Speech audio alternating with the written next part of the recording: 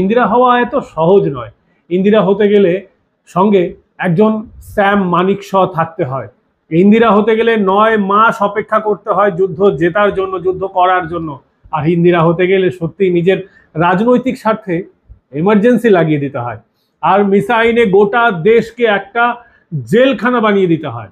ইন্দিরা হতে গেলে 93,000 পাকিস্তানি যুদ্ধবন্দী অপরাধীকে বিনা শর্তে শত্রু দেশের নেতা ভুট্টোর কাছে ছেড়ে দিতে হয়, পিওকে ফেরত না নিয়ে।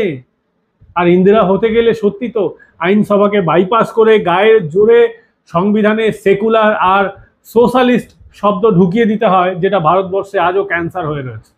ইন্দিরা হতে গেলে স্বাধীন বিদেশ নীতি ত্যাগ করে রাশিয়ার কেজিবির হাতের পুতুল হয়ে যেতে হয়। ইন্দিরা হতে গেলে ভিন্ডরালওয়ালার মতো একজন ভস্মাসুরকে রাজনৈতিক স্বার্থে কাজে লাগাতে হয়।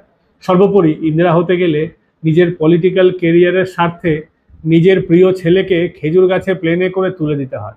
সত্যি তো ইন্দিরা হওয়া এত সহজ নয়। সত্যি মোদি ইন্দিরা হতে পারেনি।